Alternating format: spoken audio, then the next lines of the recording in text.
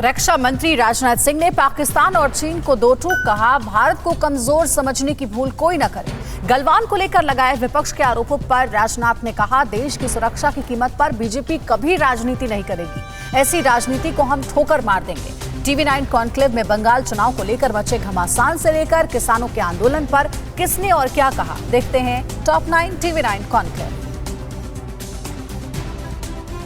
TV9 conclave में रक्षा मंत्री राजनाथ सिंह ने चीन के समर्थन से ताकत दिखाने की कोशिश करने वाले पाकिस्तान को दो टूक कह दिया है। भारत का सामना करने की हिम्मत पाकिस्तान में नहीं है। राजनाथ सिंह ने कहा, पाकिस्तान चीन की PLA के साथ घूमे या अलग, भारत अपनी सीमा की सुरक्षा के लिए पूरी तरह तैयार है।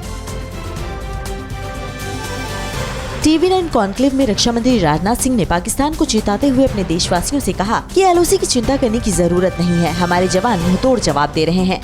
जो बहादुर होता है वो छुप कर वार नहीं करता। यही वजह है कि उनको सुरंग बनानी पड़ रही है।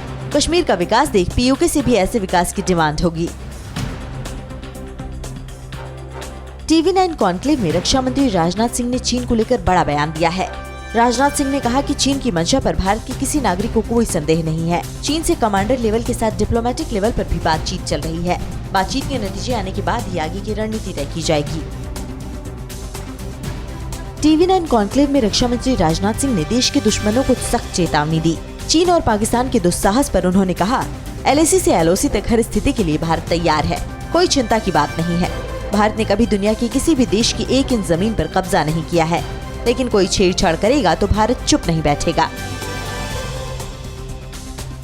रक्षा मंत्री राजनाथ सिंह ने TV9 कॉन्क्लेव में कहा, इस बार पश्चिम बंगाल में बीजेपी सरकार बनाएगी। बंगाल के राजनीतिक हालात पर उन्होंने कहा, राज्य में कानून व्यवस्था की हालत ठीक नहीं है। केंद्र और राज्य सरकार को मिलकर ये कोशिश करनी चाहिए कि घुसपैठी अपने मंसूबे कामयाब न कर सकें। बीजेपी पर BSF के राजनीतिक इस्तेमाल के आरोपों को भी उन्होंने खारिज कर दिया।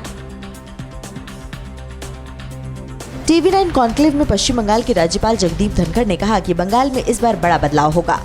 उन्होंने कहा कि सेंटर और स्टेट के बीच कन्फ्रंट्रेशन जनता के लिए हानिकारक है।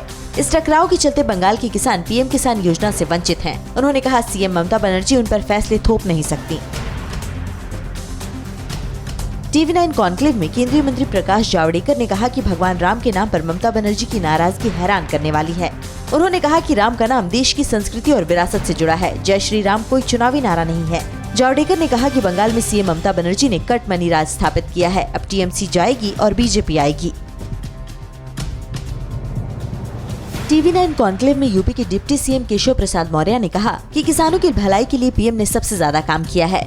मौर्य ने कहा, आज से 100 दिन बाद ममता दीदी जय श्री राम बोलेंगी। इसी मंच से MP के गृह मंत्री नरोत्तम मिश्रा ने कहा कि ममता दीदी को पाकिस्तानी अपने लगते हैं और हमें बाहरी कहती हैं। नरोत्तम मिश्रा ने कहा, रावण के लोगों को राम के नाम से दिक्कत है। TV9 के कॉन्क्लेव में बीजेपी युवा मोर्चा के अध्यक्ष तेजस्वी सूर्या ने कहा कि ममता बनर्जी ने बंगाल को गरीबी की दलदल में धकेल दिया है। उन्होंने ममता सरकार पर राजनीति के अपराधीकरण का भी आरोप लगाया। बंगाल में तेजी से इस्लामीकरण हो रहा है। बंगाल ने और बंगाल की जनता ने तय किया है कि बंगाल में सही रूप में परिवर्तन चाहिए। परवाह देश की, सोमवार से शुक्रवार रात 10 बजे TV9 भारतवर्ष पर।